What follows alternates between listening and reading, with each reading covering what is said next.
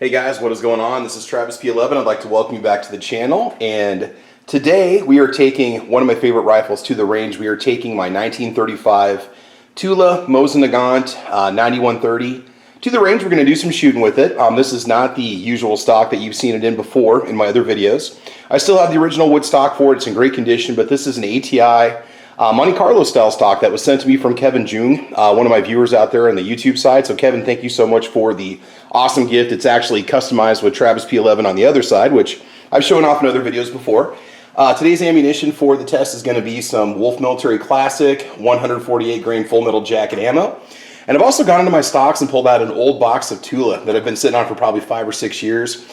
I've got 2 different batches of Tula. I bought Tula when I first bought this rifle, and I've shot most of that. And then I purchased some newer Tula a couple years later. I don't know what the deal is, but I don't know if they changed the coating on the outside of the gun or the metal or what, but my gun has some issues cycling the newer Tula. Doesn't really have trouble with the Wolf, doesn't happen with the older Tula. The gun is cosmoline free. I went through the entire gun and cleaned it out when I first got it, but for whatever reason, just seriously has some issues with the newer Tula. I don't know what's up. So anyway, we're going to test it with some Wolf. We'll just start off at 25 yards and see what kind of grouping we can expect. You know, you've got some adjustment here. We've got some windage, and we've also got, some elevation.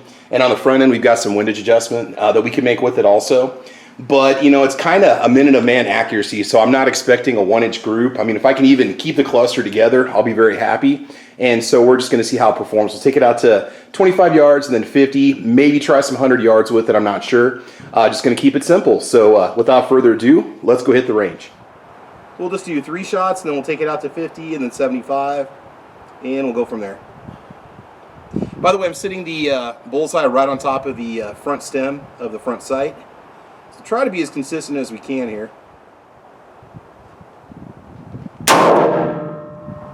Just a little jumpy.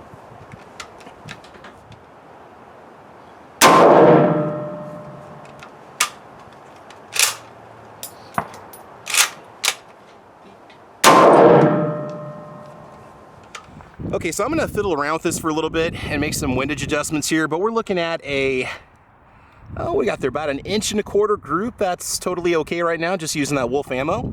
My stock is basically right here, while popping the target right on top of it. So we're going to do some windage adjustments, and then we'll take it out to 50 yards.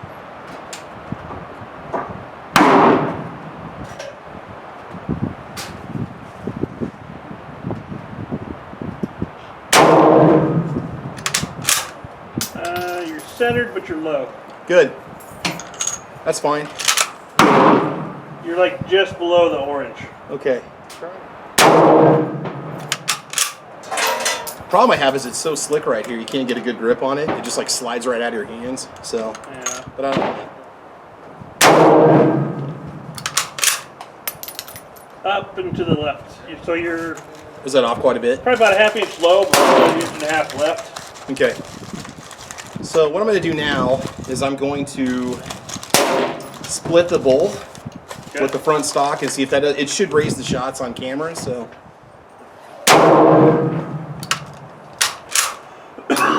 Let's see here.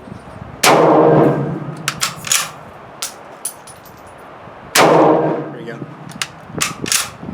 Yeah, you're kind of consistently low left. Okay.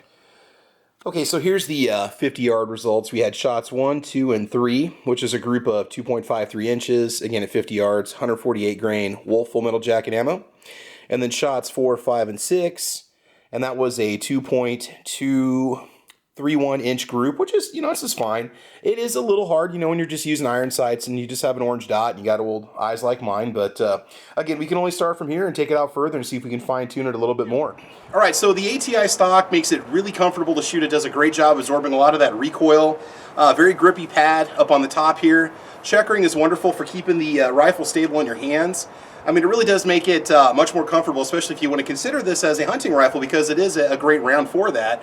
So let's just take a few shots here. Again, actions on these things are not buttery smooth. They're not like a Mauser. I'll just tell you that right now. You really got to be rough with them. And again, I didn't really see any reason to shoot the Tula today because the Wolf was cycling just fine. So let's just go ahead and take a few shots.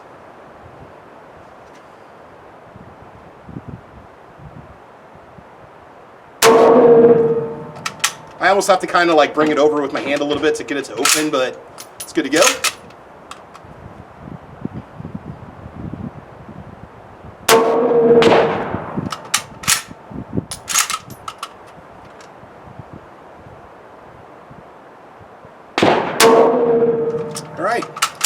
it does feel a lot like a 308 in terms of the recoil. It's not too punishing at all, and that recoil pad does a wonderful job. All right, let's bring it back for a few final thoughts. All right, guys, so that was a lot of fun taking the old Mosin Nagant rifle out there, the old 1935 hex, and just having some fun. You know, a great thing about this ATI Monte Carlo stock, it doesn't permanently change the rifle at all. You can put it right back into the wood stock, so with really no issues. The only thing you have to watch out for is the front sight. You'll have to remove that in order to get the ring off if you're running the wood furniture on this rifle as is. And I've got that sight pusher tool that I bought for mine years ago, and that makes it easy to take the front sight. Of course, you have to re-zero it every time you do that, but I don't find myself changing it too often. In fact, I'll probably just leave it in this stock because it kind of allows you to beat it around a little bit and not really worry about damaging the original wood stock. You know, as for shooting it, it's going to take a little more fine-tuning and adjusting to really get it to shoot well, you know, especially out to 100 yards where I want to take it. We didn't do it this time because the range was getting really busy and it was a pain to kind of set the cameras up and make everybody else wait, so I decided not to do that, but had a good time. Shout out to Defense Dad, who was also out there shooting. We had a lot of fun, and he was also helping me as my spotter as we were doing a little bit of tuning in at 50 yards. Now, as for shooting Tula, I've already shot Tula through this before, so I didn't want to do it again. I thought maybe I'd need to in case we had some problems with the Wolf ammo or if the cases were sticking or anything like that, but we didn't need to. If you check out my channel, I'll put a link to my old Mosin video on it. You can check that out and see how it shot at 100 yards, and it was a lot of fun. So Mosin Nagant rifles, if you don't have one, consider picking one up. They are a lot of fun. Prices on them are going up. They're going up like crazy. You know, you're looking at $350, $400 online for one these days, especially if you want a hex. If you want a sniper, you're going to drop $2,000 to $3,000, and this is as of April of 2022. So anyway, thanks for watching, guys. Please make sure you like and subscribe. I've got a little podcast that I do called Caliber Corner, which is, let's see, Saturday mornings at 8 a.m. Central Time. We talk all things guns and ammo related. We've also got Caliber Corner Weekly Edition, which is Thursday nights at 6 p.m. Central Time, just for an hour. We talk about a specific type of firearm or a specific model or line. But in the meantime, I want you guys to have fun. I want you to be safe. Mash that bell, like, and subscribe. And as you know, we will talk to you soon. All right, take care and have a good one. Bye-bye.